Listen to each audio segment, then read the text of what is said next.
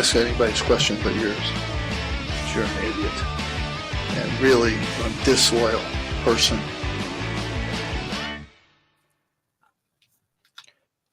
Do you remember that scene in Hard Knocks when J.J. Watt crests the hill and starts walking down in the joint Houston Texans Atlanta Falcons practice?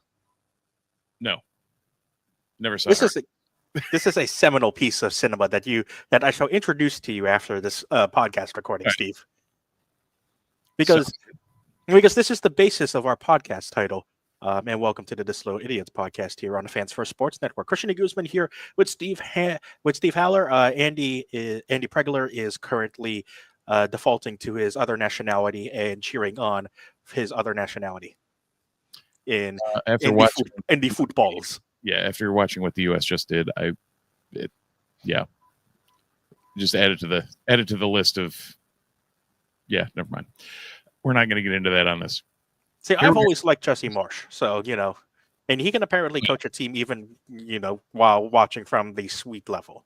Yeah, that was Hugh Freeze level coaching from the box. Where's my camera? There we go. There you go. The thumbs up, perfect. So yeah, where are we starting today with the Syracuse stuff? Because I don't want to talk about U.S. stuff anymore. It's definitely the football, and we will try and get some audio things sorted out there. And we think we've got it now.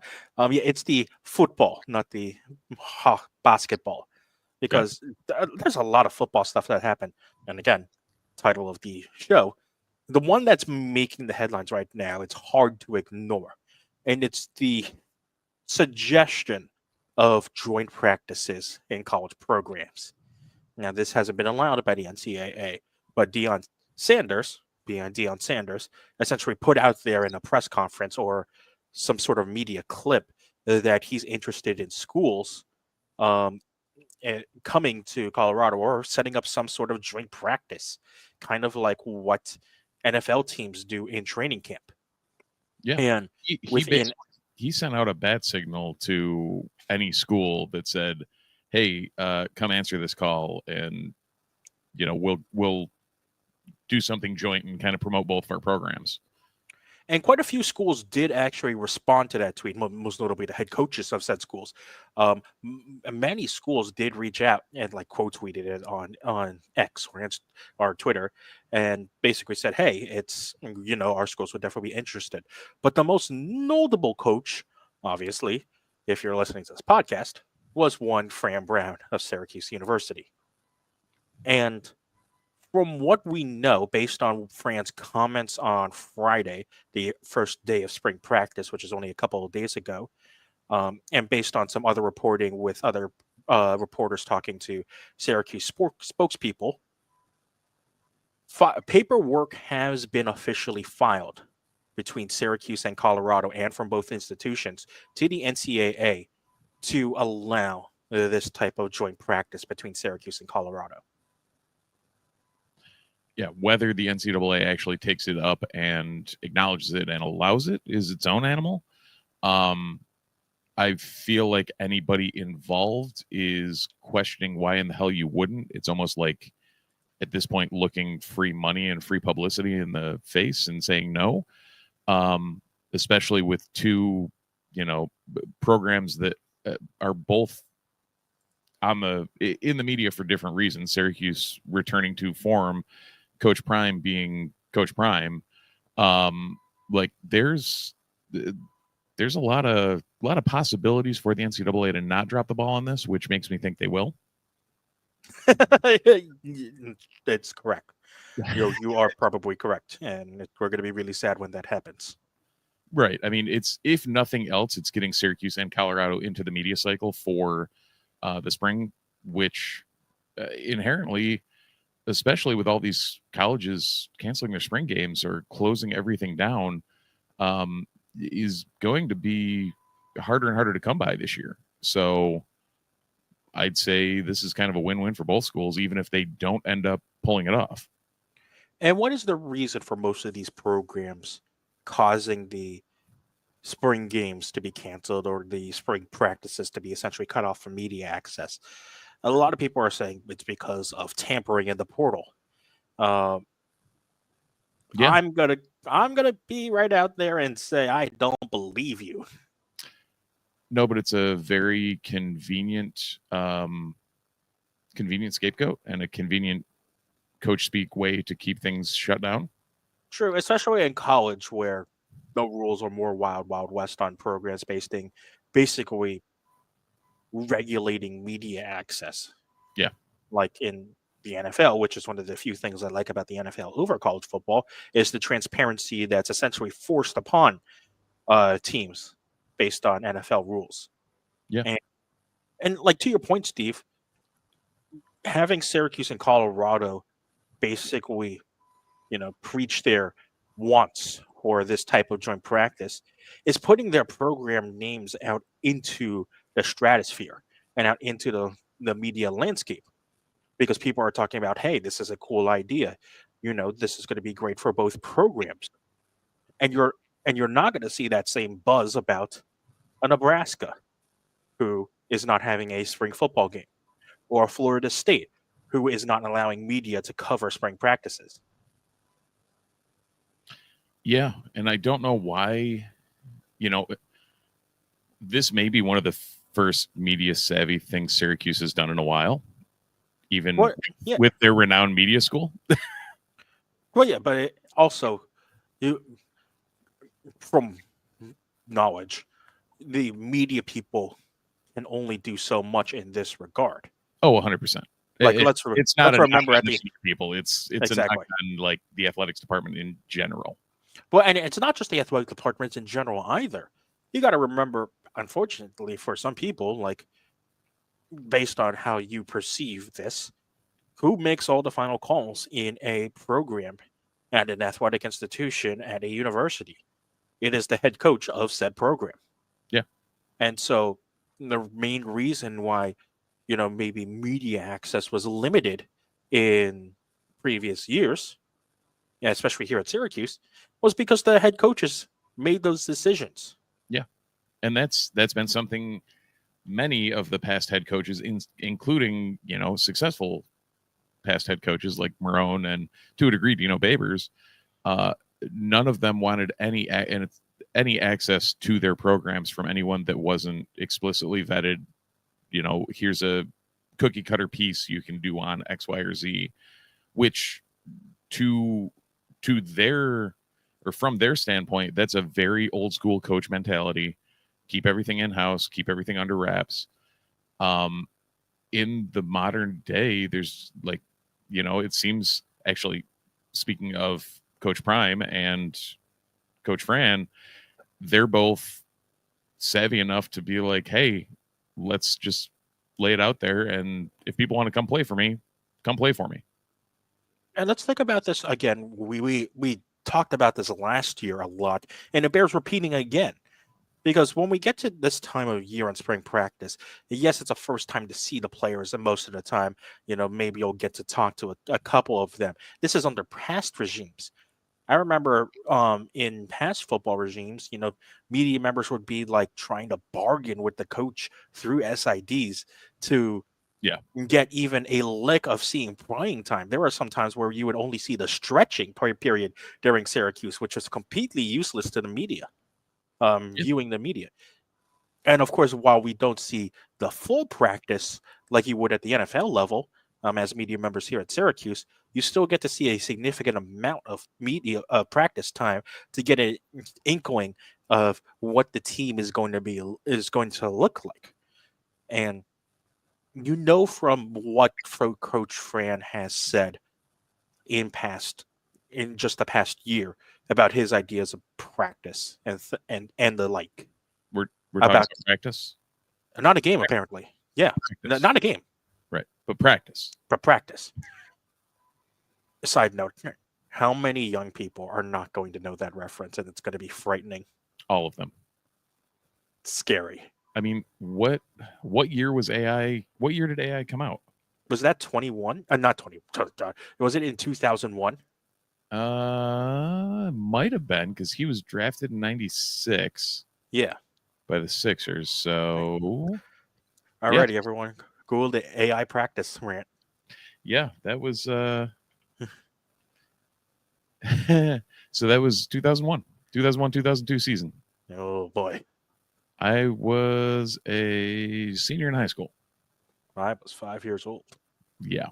Yeah, that's scary. That's not going to be lost on the younger generation soon. And you need to learn that we're talking about practice. In all honesty, anyone who is sports savvy and sees that clip would totally understand and get it. But yeah, that clip at this point is lost to the ether. It's so sad. But let's get back to like why we're talking about practice, not a game. Practice. Because Coach Fran in the past year has shown that he wants guys to be physical in practice. He wants people to have the show like that they can get up to game speed in practice. And you can only do that to such a degree against your own teammates. Yeah. Now pit yourself against a program where both programs want to be the best they can be. And want to, especially with you when you have two coaches who definitely want to show that they represent their institutions well, that they're going to, play for the name on the front a hell of a lot more than the name on the back. Shout out Herb Brooks. Yeah, no, I want to see this happen. Me too. I don't think it's going to happen. I'm hoping. I'm hoping, but if nothing, over the years we've been doing this podcast, I feel like I usually end up being the damp towel that gets thrown over things. Yeah. And the NCAA is going to find a way to NCAA. That's all my brain can think. It's just going to be really sad. Yep. Let's have something that could be really, really good for both the sport and the, conferences and the NCAA and everything. And let's tie it behind bureaucratic paperwork. We've had this discussion a number of times, and we might as well bring it back up again, just because this is the landscape that we're in right now, where so many teams, for a reason or another, are making decisions because the NCAA is not making decisions, right, and deciding to sit on its ass while they try and have court cases make the decisions for themselves. Yeah, and I don't think that benefits literally anyone.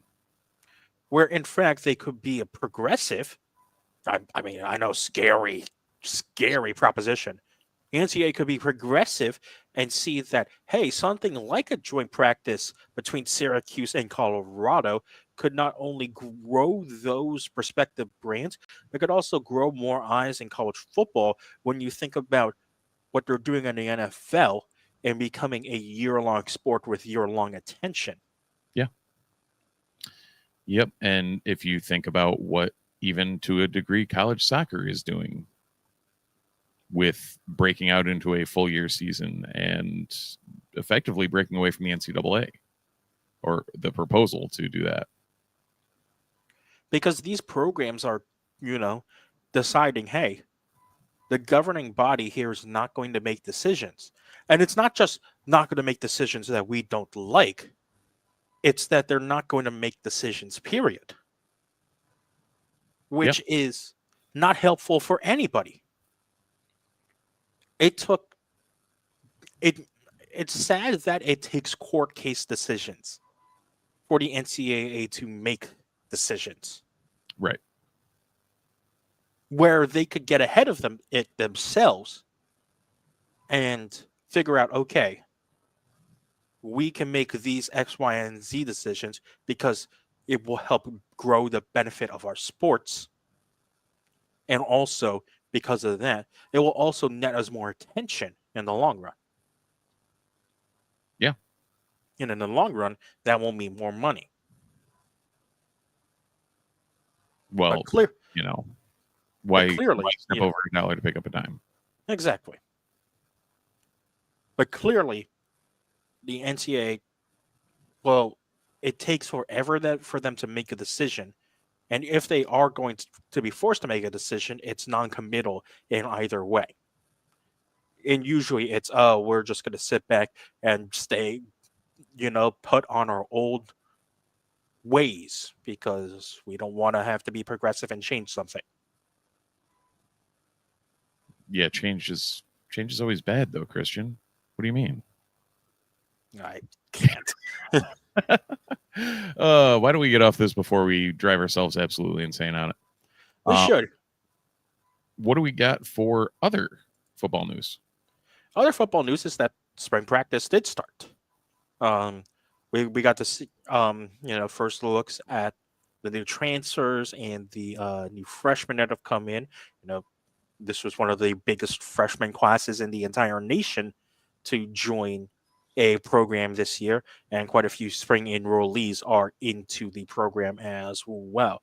The big news that made headlines, though, is that Fran Brown confirmed that Zeed Haynes is no longer playing football and is still a student at Syracuse University, but will no longer play football. Yeah. So that's a big hit to the roster, but I feel all of us would agree. Zeed needs to do what Zeed needs to do, and if that was the choice, that was the choice. So more power to him, and good on him. He left the team after the first 2 games due to personal family issues. Returned to the program in a way towards the end of the season, but Coach Brown has confirmed that Zeed Haynes is no longer playing football. And of course, the first thing is that, all wishes to him and that, he's doing okay and that he's found what he's wanted to do, which is important. That said, what does that do for the wide receiver room? Which is what we are getting to now. And this is a reason why Coach that France said it was a big reason why one of the reasons why they brought in wide receiver transfer Tyshawn Russell from South Carolina. Okay. So this was a known.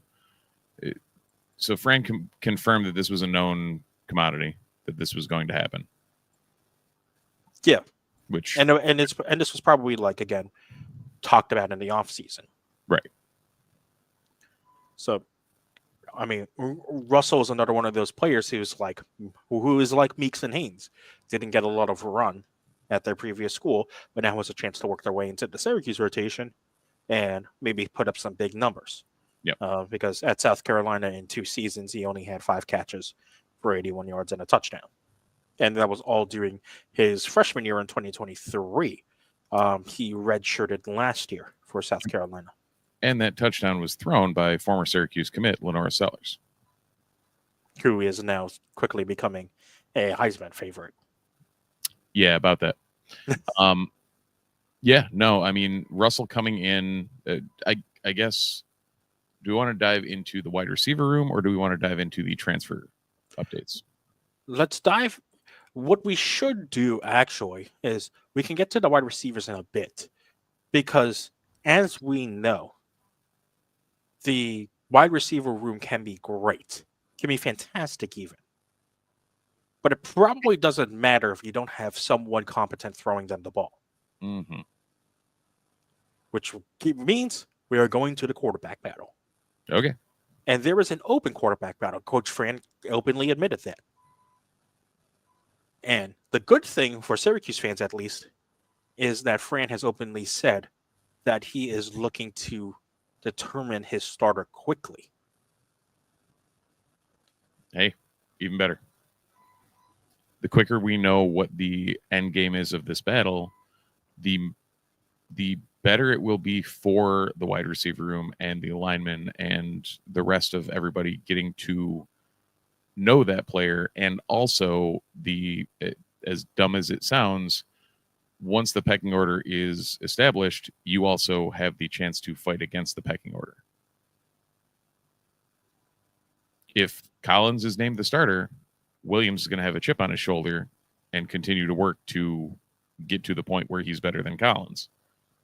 If Collins is named it, he's going to have to continually work because he knows Williams is right on his heels. So this is all off the assumption that LSU transfer Ricky Collins is going to be the number one quarterback.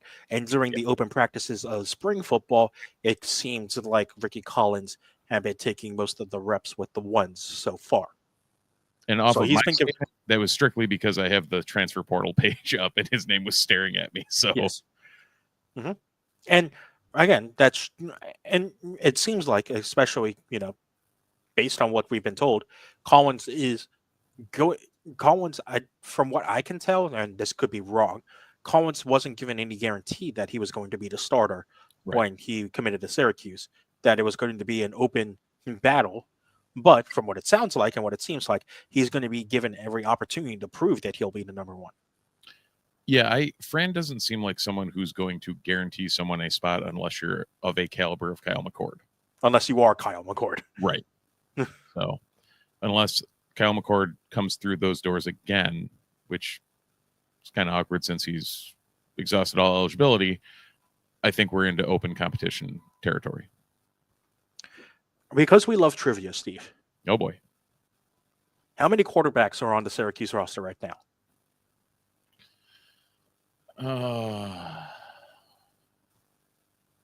Is this including walk-ons? This is including walk-ons. 5? There are 8. Shoosh. And from what I can tell, only 3. But your 5 is a good guess because 5, from what I can tell, is the amount of scholarship quarterbacks. Oh, see, I went with 5 thinking there was 3 scholarship quarterbacks. What do we have in the room? Your scholarship quarterbacks are in most likely order on a depth chart based on my personal bias and knowledge is Ricky Collins. Okay. Michael Johnson Jr. Okay. Jakari Williams. Okay. And then the 2 freshmen, Luke Carney and Rich Beeline. So I was forgetting Carter Williams. I was forgetting Michael Carter Williams. Yes, Michael Carter Williams, yes. Who Who somehow only made his first trip back to the Dome to call the Syracuse UVA game this past season. Which is insane. Also insane to see him in the booth, but hey, that's awesome. So I forgot about Michael Johnson Jr. Completely because he played wide receiver last year. Well, kind of ish, maybe. No. He came in as a wide receiver. Yes. He played quarterback. That's what it was. And then I forgot we had 2 coming in, even though if you asked me if we had 2 coming in, I would have said yes. There we go. I knew Carney and Beelan, but in my brain, I'm like, oh, that's one person. Okay, cool. Let's go. So yeah, that's a lot of quarterbacks. It is. Your 3 walk-ons, to shout out the walk-ons, are Patrick Grusser, AJ Miller, and shout out to Joseph Filardi.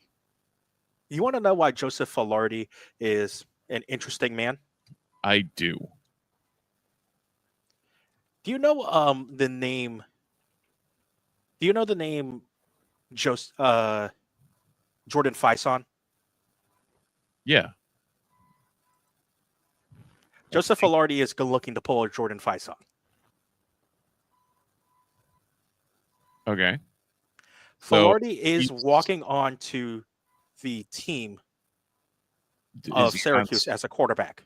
Is he on scholarship for Lex? He is the number 28 overall recruit in the class of 2025. So yes. Yes, he's on. Okay, that is kind of cool and makes sense. Huh. All right. I like it. Indeed. Well then, it seems like, yeah, I mean, if nothing else, that's more athletes on the roster. Yeah, so and if it's not taking a scholarship spot, then awesome. Yeah. So again, that's 8 quarterbacks in the room for Syracuse. Jesus. That's not bad for an open competition. No, not at all. But again, we expect the competition to be between Collins, Johnson, and Williams. Yep. Other things that I didn't remember regarding transfer portal stuff, since I don't know if there was any crazy updates since we last saw our heroes, but I forgot Caden Bailey went to Eastern Michigan. Yes. Russell came in. Sparrow officially has withdrawn and is back in the rotation, right? Yes. I saw him at Pro Day, so yes. Oh, there you go. Mhm. Marcellus Barnes still hurts to SMU. Yeah. Because I think the last time we've talked about a lot of these guys, some of them may not have had landing spots at that point. True. So Marcellus Barnes Jr., our former starting quarterback, transferred to were they officially the champions of the ACC? No, that was Clemson. No, they lost to Clemson in the championship. Yeah. So yeah, Nikhil Bertrand came in from Alabama. Yes, tackle. Yeah. Brady Denneberg left for the friendly confines of Minnesota to the Fighting Dick Monroes. Yep. Braden Davis has gone to nowhere at this point. I don't believe he has a landing spot per 24/7.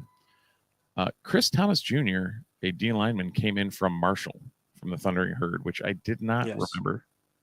I believe he's one of Marshall's better players. He might have been one of their leading tacklers, if I remember correctly. Well, I enjoy that statement. Florida kid from Dunbar, which I believe we have at least one kid on the roster from. So that would explain a connection at least, and Fran's newfound affinity for Florida after conquering New Jersey and Pennsylvania.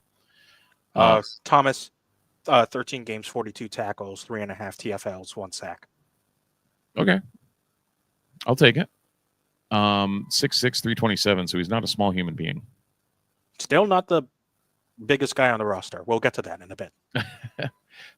Which was previously vacated by what's his name? Kalen Ellis. That's it. Noah Roasak, speaking of former offensive lineman, is now a Delaware Blue Hen. Jaden Gould took off for UCF. Carlos Del Rio Wilson did the swap with Chris Thomas and went to the Thundering Herd. Josh Miller, I believe, pulled out, right? He entered and then removed himself. I don't remember. I'll see if, as I scroll up on the 24/7 list, that we find out. We have a second Fran Brown on the roster coming in from St. Francis, Fran Brown Jr. Oh, right. Forgot about him. Yep, which 24/7 actually raised his high school stock significantly. You know how they give that little signy thing for people that have drastically improved. So he's a 3-star linebacker transfer, rated 82 coming in, which, hey, you'll take that. On top of family connections, I'll take a 82 rated linebacker. Yeah. All name team Trip Woody is our new kicker coming in from Iowa. Let's see. We get into weird duplicate things. Yes, Josh Miller did officially withdraw. Lysander Moyolu is now a Texas State Bobcat. And Jeanre Reed went to USC, which really, to me, hurts. Mm-hmm. Like, with 1 year left of eligibility, he goes to USC, the Western one, not the South Carolina. Not the South Carolina one. Right. Also, Michael Nokocha went to Texas State as well. And I think that is the comprehensive list outside of the fact that David Reese came in from Cal. So we got right back in it with him. Indeed. Actually, another reference that will be lost on the Youngs. So many people. So sad. Yep. So one of these podcasts will dedicate to classic Syracuse broadcasting moments, / press conference moments. Oh, we got to get Craig Weirin on that one. Actually, we got to get Kevin in on that one. Maybe we can exhume the body of Sean Keeley somewhere and get him here as well. Oh, that'd be a fun one. That would exactly. Let's get back to the discussion we were talking about earlier in the podcast. Because we were talking about the quarterbacks, and of course the quarterbacks need people to throw to. Yes. And so when you look at this wide receiver room, it's interesting. The seniors in this wide receiver room are Trevor Pena, Umari Hatcher, and Justice Ross Simmons.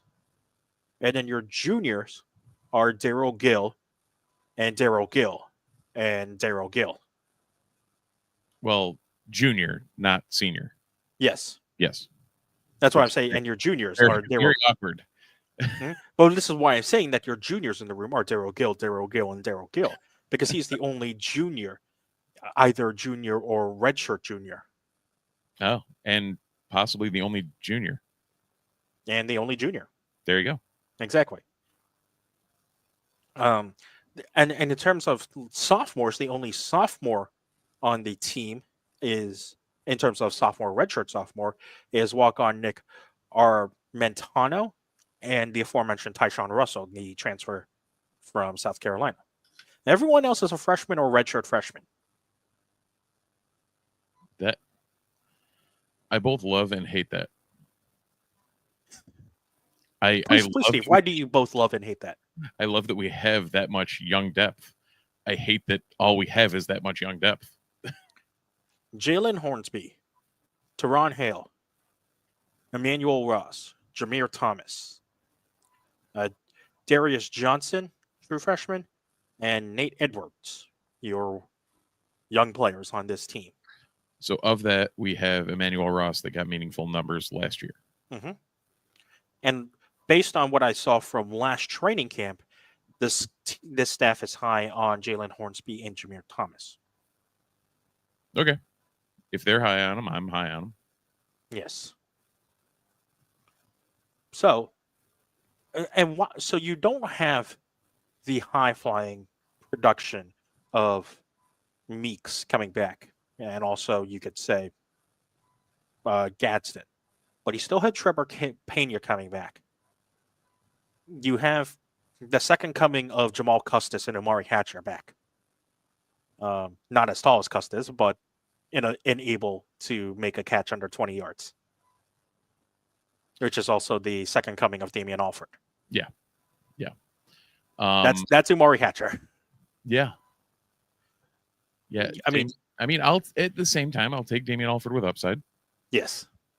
Like, you have Daryl. Did fine for us for a lot of years. And then you have Daryl, and then you still have Daryl Gill, who again impressed enough last year, and maybe if he puts on a couple of pounds, could be an outside guy. 7 pounds soaking wet with a cinder block tied to him wasn't enough beef to handle the ACC.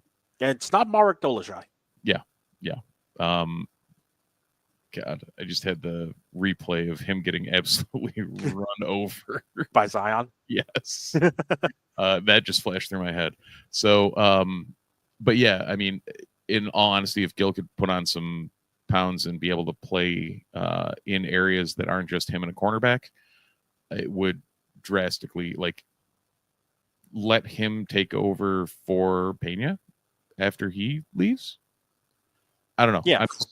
Find a way to utilize him that isn't just run fast straight ahead and maybe a post.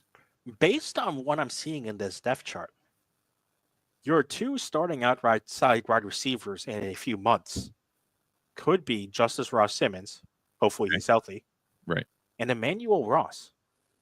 I mean, that I could think of worse things. I mean, Ross Simmons was supposed to be, before the injury, he was supposed to be cracking the 2 deep and possibly pushing for a spot last year. So yes. I'll that I'm more than comfortable with, and Ross showed that he's got skills last year too. So if we can get them the ball, which we talked about earlier is the initial quizzical quandary, we should be okay there. And then theoretically, your slot guys are Pena and Gill, and that's still a pretty good receiving room. Yeah. I mean, that Pena guy's a little shaky. I don't know about him, but no, 1,000 yards last year, or no, close to 1,000 yards last year. Oh, I think it was 900. Damn, because Meeks was the only one last year to 1,000, I believe. Oh, everybody else was at like 950. 900, yeah, yeah. Yeah. Well, that's what happens when you spread the ball around to literally everyone. Like when Aronde Gadsden doesn't have to be your only option, things open up. Gadsden 934, Pena 941. Yeah. Which brings us to that tight end route. Mm-hmm. Which I believe has almost as many people in it as the aforementioned quarterback room. Well, only 4, but that's still pretty big for a tight end room. Oh yeah, no. Last year was our mass exodus of tight ends. Mm-hmm. Yeah. Which brings on an interesting quandary with this tight end room. because you do have some quote unquote veteran talent. Of course, Dan Villari, good old Thundercat Dan Villari, back for one final swing. And then you also still have Dave Clement, who people forget and don't realize how massive Dave Clement is. Yeah. Also, Valeri's not back in the quarterback room. Shockingly. So technically, we have 9 quarterbacks on the roster. But yeah, Clement, what does he clock in at? He's like 6'6", 256. Yeah. So he's not a small human being. No. But what does this mean in the tight end room? Because there's a certain someone that a lot of people are very high on, at least in the online community. And is it his time to shine now with the success that Oronde Gadsden has had? And of course, that means I'm talking about Jamie Tremble. Yeah, who we brought in as kind of the heir apparent to that spot. I have not seen much of him. You have seen more of him. What are your thoughts on him? As long as he's learned to not body catch, he could be very, very good. Because it feels like he has the athleticism to be Gadsden. Obviously, not the same height, but it feels like he has the same athleticism. It's just that everyone last year was ragging on him for being a body catcher. Yeah, about that. I think the more you hang out with a good quality coaching staff, the more that'll get broken from you. Exactly. So I would assume that gets broken down. Yeah. It feels like he's got a high ceiling. And I feel like you could start to see him more and more in terms of being a Gadsden. Right. Yeah. I mean, he's 6'4", 208. Like, he's got a big frame. What's interesting also is that something that's not talked about a lot. I think there's a sneaky competition at running back. Okay. Because who's going to be your RB1? Is it Will Nixon or Yassine Willis? Oh, okay. All right. I didn't actually think about that. Because that is a good question. Well, I think people forget, like, the tail end of the season without Nixon kind of made people think, okay, Willis is inherently the heir apparent. But when you add that along with, like, the pure speed of Malachi James, he's not going to be RB1, but no, like, add some of all that mix into the room, like Jaden Hart. Exactly. That RB3 battle is also fascinating between Hart and James. Yeah. So yeah, there's do you go Willis with the big body? Do you stick with Nixon, who was kind of your change-up guy last year, like your, I guess, 1A? I don't know. Where is there anything showing in camp yet? Not that I can tell, but mainly because it's first day of camp. Most people are going to be focusing on the quarterback. Right.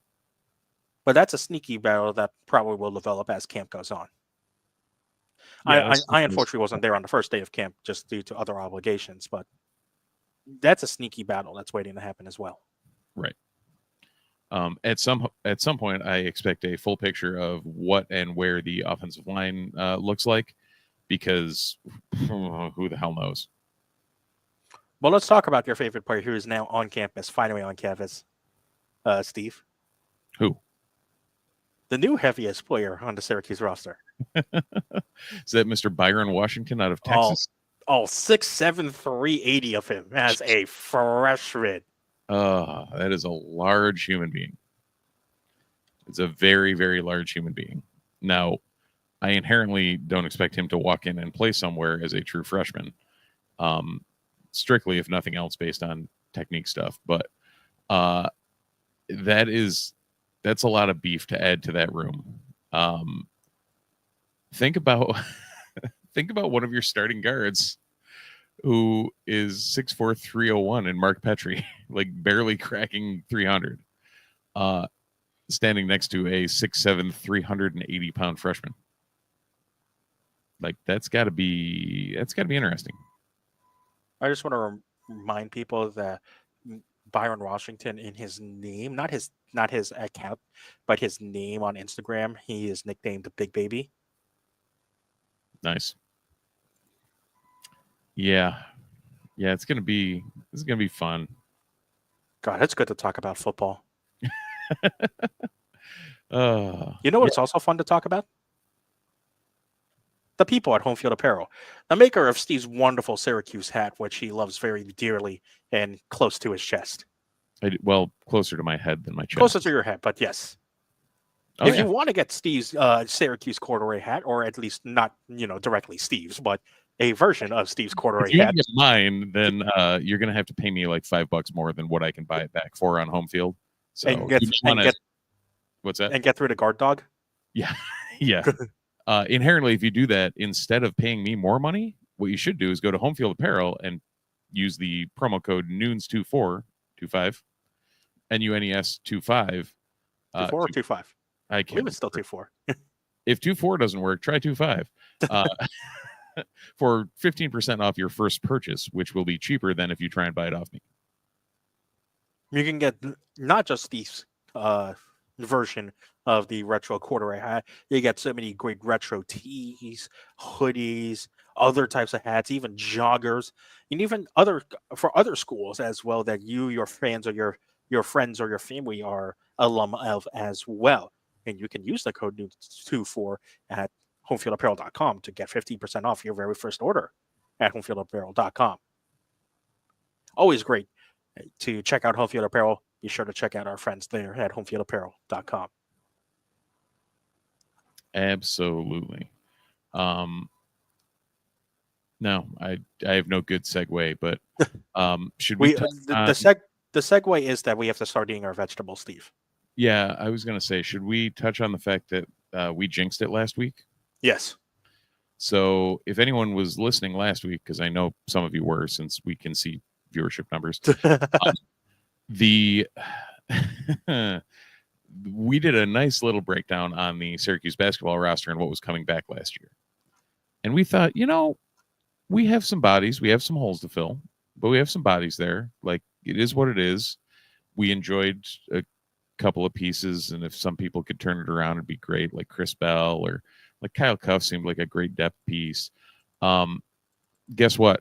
We also thought like there's a chance Elijah Moore could have a move from freshman to sophomore. We will never find out if any of those things come to fruition for the Syracuse Orange, as within the last week, for one, after being the first person saying he was returning, Kyle Cuff Jr. was also the first person to enter the transfer portal, followed by Chris Bell and Elijah Moore leaving the Syracuse with 1, 2, 3, 4 upperclassmen on scholarship. Which has become the trend for Syracuse, unfortunately. Not a lot of players stick around for the entirety of their Syracuse run. Or even half of it at this point. Yes. Seeing Cuff came in as a sophomore. Don't remember exactly. I think he transferred in last year and is transferring out this year. Cuff's timeline is weird. Yeah. Remember that because he came in from Kansas, right? Yes. Yeah. Yeah. So 1, 2, Bell. So 2 out of 3 of the announced transferees did not make it more than halfway through their Syracuse tenure. Let's also remember that this is going to be in no ways done. Players still just have a little under a month left to enter their name into the transfer portal. Yeah. April 22nd is the deadline day for the portal. So there's still going to be a lot of movement between now and then. And will most likely include Syracuse players. Yeah. And at this point, there's still 16 teams playing. So, and up until 4 days ago, it was like, 64? Yeah. So there's plenty of time for people to jump into the portal. We'll see what we can fish out of there.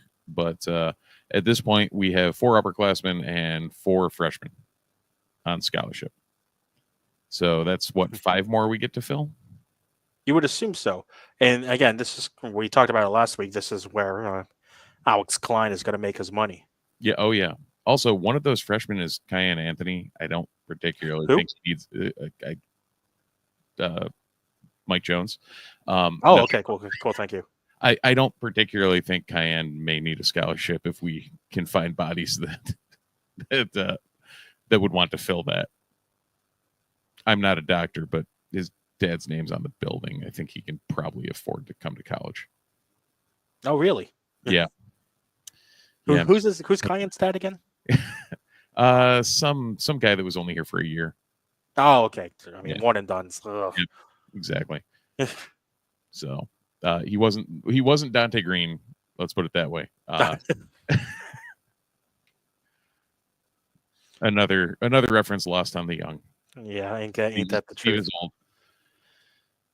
Steve Again, this is with Dante Green. Yeah. Again, this is Alex Klein's gonna have to start moving soon because if it's anything like football, these players go quickly. Right, and like a lot of these are locked up by the time or close to the time they're entering the portal. So exactly.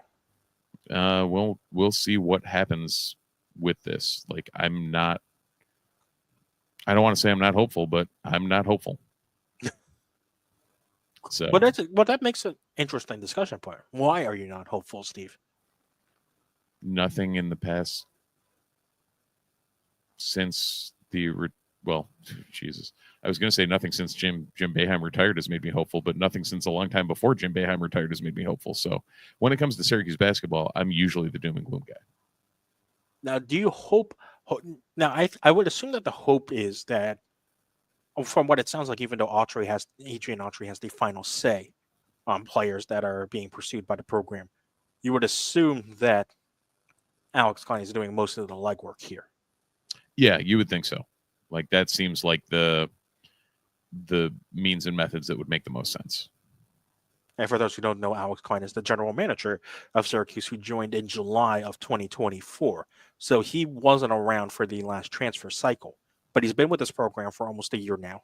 Yep. And you would assume knows what Adrian Autry wants in order to build his team. Yeah, one would think. And I guess we'll find out if that is the case. We will indeed find out if that is the case. As usual, let's finish off with good lacrosse stuff as well. Which is weird to talk about this year. It's very weird for both the men's and the women's team.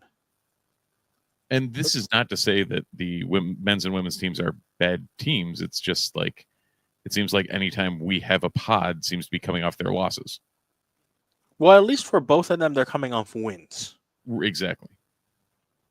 And for the men, it was a win over the surprising number 18 team in the land, Colgate, 16-12 over the weekend. And then the women just barely scraping by number 21 Notre Dame just earlier today on Sunday. And guess what for the men? That's it for your easy schedule, quote unquote. Yeah, it doesn't get much. There's no getting easier. Because guess what? It's time for ECC play. Right. Who's next? The easiest of the teams, the team that's only receiving votes in Virginia. The problem is you have to go down to Klockner. Yeah, about that. Mm-hmm. And then Syracuse comes back to the Dome to play the reigning national champions in Notre Dame. Right. Who, technically at this point are only ranked number 8. So yeah. But don't worry for Syracuse. It gets easier because you do not have to play an ACC game the next week. You just have to go to Long game. Like what? Yeah, you just go to Long Island to play Cornell. I still don't that still boggles my mind. Sorry. And of course, me being the Cornell propagandist here, Steve, do you know how many? Here's another fun trivia question. How many goals did CJ Kerr score against Yale on Saturday? My USWAG, based on the way you described that, is 6. 9. That is the second time you've gotten a reaction out of me like that in this podcast. Question 2: how many did he score in the first half? I'll continue with 6. It's 8. Okay, that's just wrong. Question 3: how many did he score in the first quarter? Gonna try the 6 again. Congratulations! It was 6 in the first quarter. Hey, we got there. Wow. After Saturday, there's not a non-single digit seed till the ACC or championships. North Carolina has suddenly become a powerhouse. The offense is clicking now with Owen Duffy really leading the charge, and then younger um, the younger Piramala child, Petramala child. Why did I say Piramala? The younger Petramala child, helping the UNC. Duke's going to be Duke. Notre Dame is obviously Notre Dame. I don't get it. And then again, remember, Sandwich in between is Cornell. Yeah, and like right now, Syracuse is 7-2. One would not think that feels bad. But remember, there are only it feels bad when you remember there are only 8 auto bids up. There are only 8 at-large bids up for grabs. Right. In the NCAA tournament, and the ACC does not get an auto bid. Oh yeah, I forget about that every time. The ACC still needs another program in order to receive an auto bid into the NCAA tournament. And of that 7-2, they lost to Maryland, lost to Harvard, beat Johns Hopkins. So like that's your big resume win right now is Hopkins. Right. Yeah, I don't know. That's it's gonna be weird. It is definitely going to be weird. What did Hopkins do this week? They got upset by Rutgers. Great. That doesn't really make for. And Harvard lost to Princeton. And, But Princeton is to be fair, Princeton is number 6 in the nation. Right, but still, like, Mm-hmm. I mean, but still, it looks like Harvard's going to be either the 3rd or 4th best team, or maybe even 5th best team in the nation in terms of the Ivy League standings. Right. Maryland finally lost. There's that. Yeah, triple overtime to Michigan. Right. So, also a thing. Apparently, Michigan has a lacrosse program. Oh, you missed when the Big Ten championship a couple years ago was Michigan-Ohio State. Oh, wow. Yeah. How'd that go?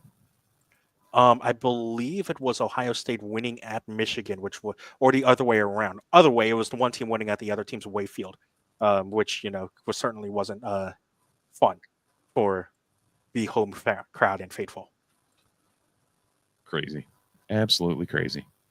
So yeah, that's the men. On the men's side, still.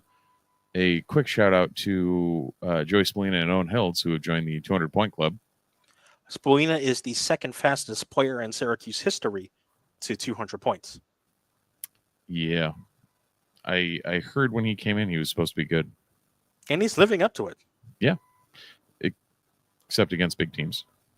Not really anymore. Like, but that was his early calling card of falling apart when he needed to, and he seems to have fixed that issue.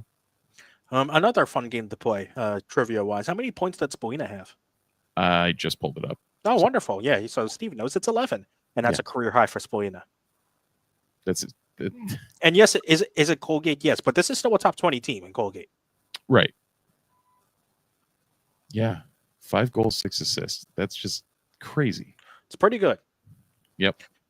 It puts it really into perspective when a great stat line for Owen Hiltz, 3 goals and 2 assists, is seen as pedestrian for Syracuse. Yep.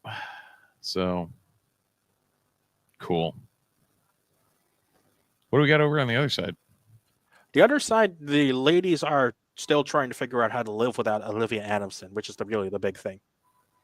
Yeah. Like this week, I think they eked out both games, right? Yeah, only 2 against Loyola and a 1 against Notre Dame. Both were in the top 20. Both were in the top 25, but again, but like Notre Dame is not the men's Notre Dame, and Loyola is not the men's Loyola. Exactly. Actually, I have no idea how the men's Loyola is this year, but men's Loyola are horrifically awful. What happened? I don't know, but men's Loyola is one of 3 teams in Division I men's lacrosse that are winless. How the solid have fallen? Yeah. Huh. Okay. Well, again, side tangent for lacrosse. The Patriot League this year in the men's are insane because you have Colgate, obviously. Yeah. Colgate has a Patriot League loss, and it's to Bucknell. So you never know with Bucknell. And then the big one this weekend, Boston upset Army this week. Like BU? Yes. Huh. Boston upset Army. Didn't expect that one. Yeah, and Boston is a top 20 team, yes, but Army was a number 3 team in the nation, excuse me, with many who believe has the best goalie in the nation as well. Well then, yeah, I guess we're all in on the Patriot League. Indeed. I mean, on the women's side, it doesn't get easier because they will host Virginia at the Dome this next upcoming weekend, and then they have to travel on a brutal stretch of road games for 3 straight games. The first one comes against Yale, who is the best team in the Ivy League in women's lacrosse. Just lost, but is in the top 10. Okay. Then they have to fly cross country. After playing Yale on Wednesday, they have to travel cross country to play Cal on Saturday. That Saturday. That seems normal. At least they get a week off, but then they have to travel again down to Blacksburg to take on Virginia Tech. Okay. And then finally, they can come home and close out the regular season against Boston College with a caveat. What's the caveat? Yes, you're going to play home against Boston College. You're going to play it at CBA.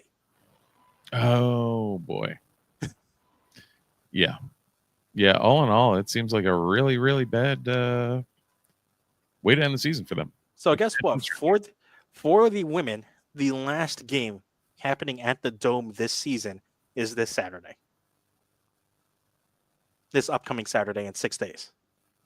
That's weird. Oh, yeah. Syracuse sports makes me nuts. Yeah. It should. Well, it shouldn't. Let's rephrase this. Syracuse sports shouldn't make you nuts. Right. The But guess what? it should. But guess what? What's that? You lose. Good day, sir. Yeah. That sounds about right. Yeah. I don't know. All in all, it was a week. I'm glad we were able to get on because I know we had some scheduling conflicts, but there was enough stuff that I'm very glad we were able to get on. Definitely recaps. so. Hopefully the next time we come on, we get to talk about a scrimmage or a joint practice that is actually going to happen. Right. Yeah, maybe. And also maybe we have something positive out of the not football news.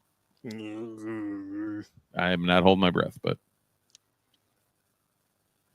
So what I'm going to do now is search up the JJ Watt Hard Knocks video so that Steve can see what I'm talking about, of the aura that is JJ Watt, similar to the aura that is Amir Khan, and the soon to be fighting Kadir Copeland's at NC State, because it feels like a foregone conclusion that Kadir is going to go to NC State.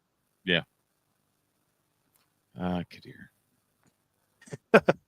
He'd be nice to have on Syracuse right now, right? Don't. And on that note, thank you for listening to this week's edition of the Disloyal Idiots Podcast here on the Fans First Sports Network. If you're watching our live stream on Twitter, Twitch, or YouTube, we thank you for watching. We do these most Sundays at 8 p.m. Eastern. If you're listening on your podcast platform of choice, we thank you so much for listening and tuning in as well. You can leave a like, rating, review, subscription, or you leave a comment as well so that we can trick the algorithm into expanding the Ottoman Empire. At least football season's around, and you never thought you'd say that as a Syracuse fan, right? No, not at all. What you will say is go Orange. Go Orange.